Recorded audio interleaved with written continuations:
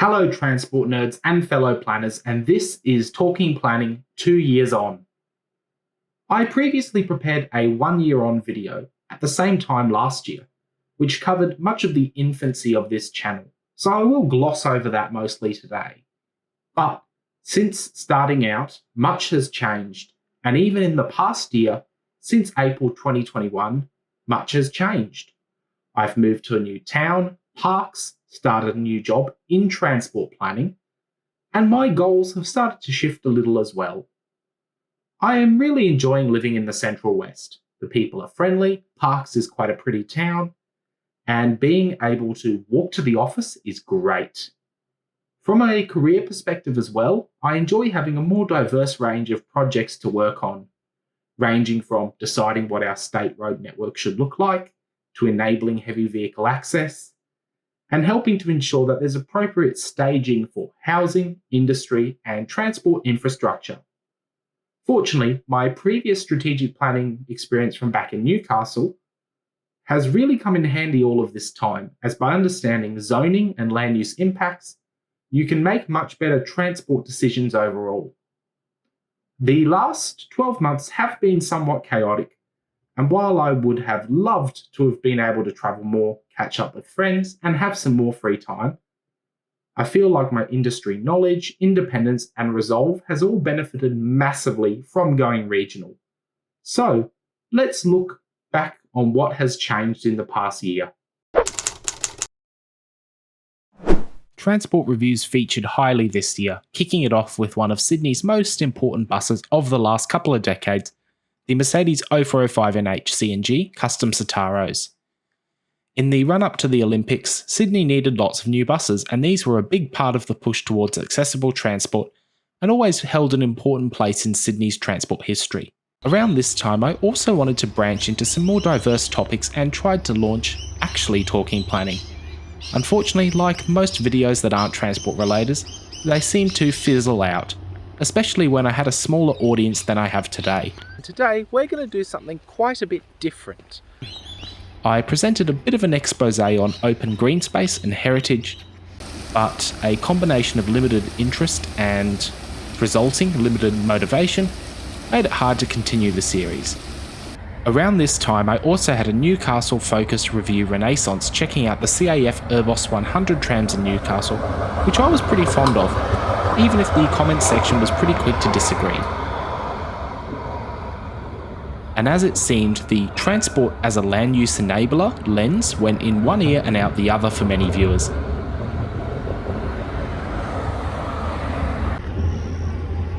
But I also checked out the Newcastle ferry service, which was always a nice hop across the water, and the Hunter rail cars, which remain an important part of the city's transport network. Moving on to the end of May, another Busweek series made its way onto your screens with Railbus Week, the fifth instalment of the series. While mostly focused on Brisbane's Railbuses, there was a Newcastle one in there for good measure, alongside Brisbane bus lines, red and white, Logan coaches, and of course the Brisbane Stationlink service, which is a long-term rail replacement operation. Through June, I checked out one of my favourite trains of all time, the New South Wales Tangaras, which are still a great bit of kit, even if their space-age design is starting to look a little stale, as the top windows begin to discolour. I also paid close attention to a freshwater class ferry, the iconic type used on the Manly ferry service, before smaller, more efficient vessels have also been introduced for many of those runs. Sadly, it was also around this point in time that travel opportunities began to shrink, and as people migrated back to working from home, restrictions were reintroduced, and the best travel opportunity became a stroll around your local suburb for exercise. I had to scrape through my footage library to find any good review videos.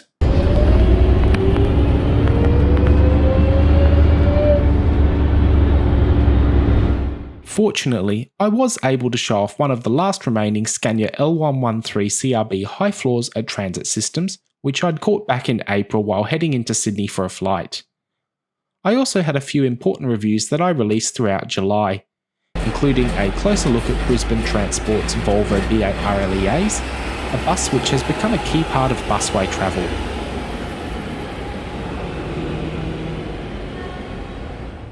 I also released a review of the Waratah A-Sets, a train that has played a key role in modernising Sydney's train network, with features that make journeys easier, more practical and more accessible.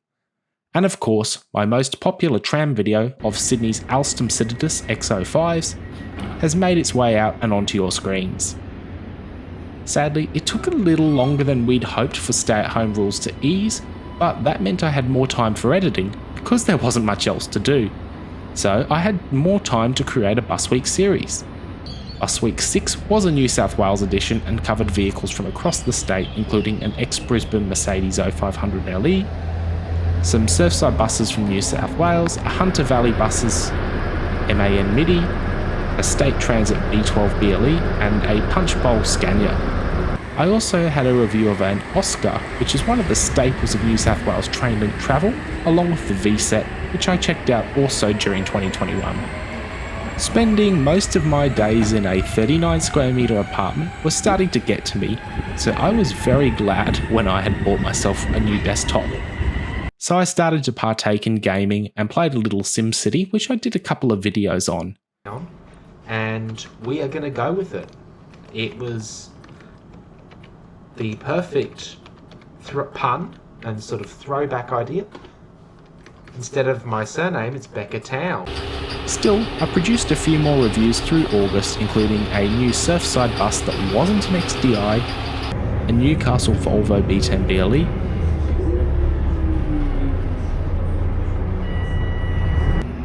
and another train review of the Millennium sets. Of course, all of the reviews through this time were filmed before things went the way they did.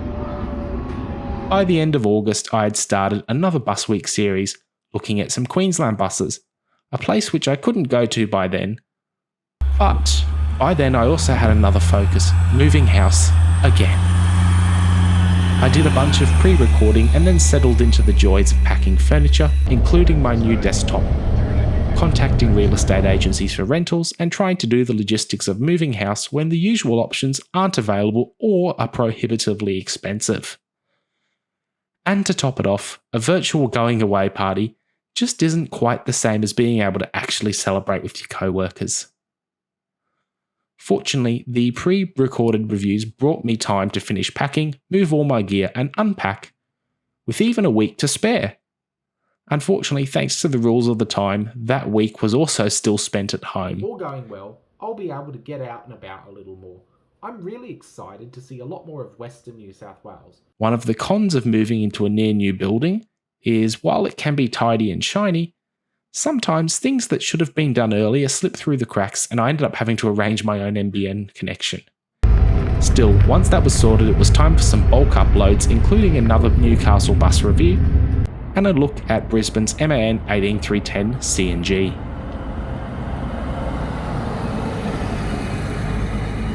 By October, I was really getting settled into the new job and I had an exciting announcement. I had hit 600 subscribers, which was an exciting milestone for Talking Planning.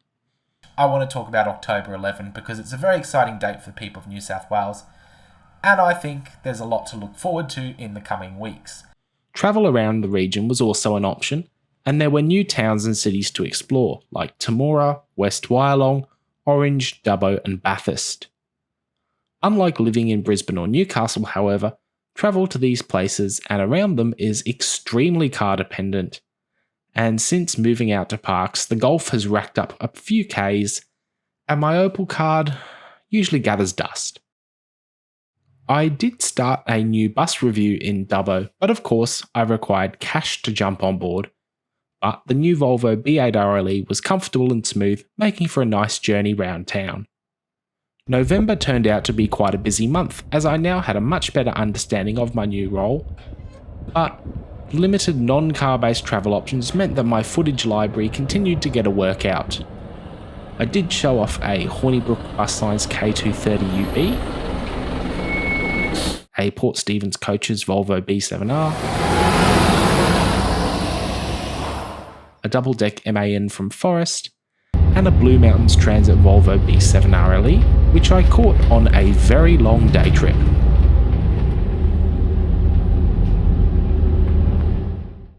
going back to my roots, I also launched the Talking Planning podcast with the goal of spending a little more time talking about the things that mattered to this channel. The series has been a bit more successful than past efforts, and is also available on here via a dedicated playlist, and of course in audio form from your favourite podcasting locations. So shameless plug, go and check it out. I did consider starting a podcast at the time, but back in April 2020, I hadn't seen the light, so to speak.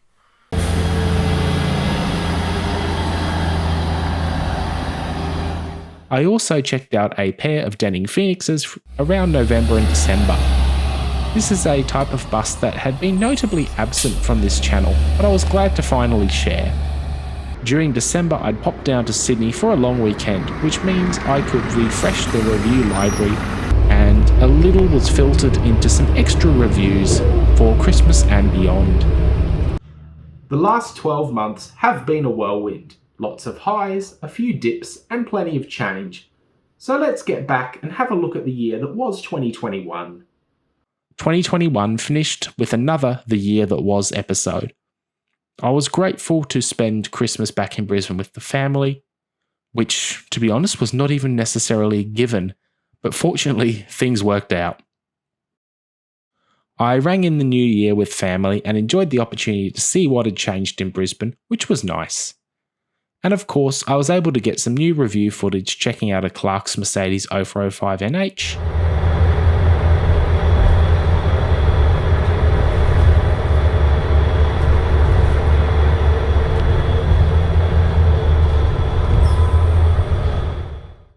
and one of their classic Bustech B12 BLEs.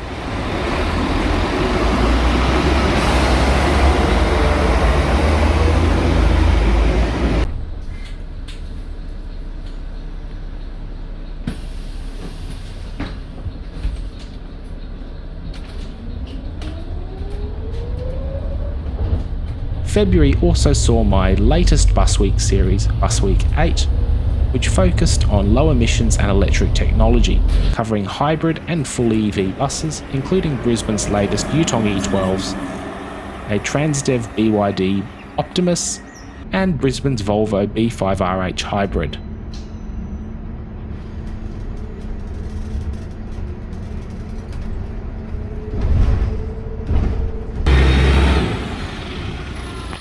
I also checked out a few oddball buses around this time, including an Interline Volvo B&RLE with an Allenby Danning body,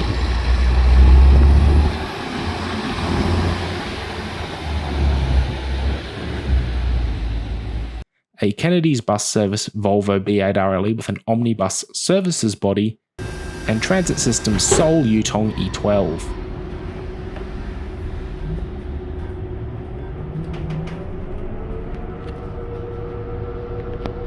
March included a few good reviews too, such as my last New South Wales train review, focused on Sydney Metro, a coastal liner Volvo B7RLE, and another podcast episode. And that brings me to April, where we said our goodbyes to state transit. So today is Saturday the 2nd of April. And it's the final day for operation of State Transit Authority of New South Wales. Over the years, I'm sure many of you have caught state transit buses, with the final operation moving to Transdev John Holland at the end of the 2nd of April. I also did a quick recap of some of the April Fool's jokes in the transport space. Checked out a surprise bus from Surfside, and for good measure, threw in an extra review of a Westside Scania K230UB as a bonus. I also checked out a important 90s transport icon, a Scania L113 CRL with transit systems, which helped kickstart the transition to low-floor buses in Sydney. And that pretty much encapsulates the second year of Talking Planning.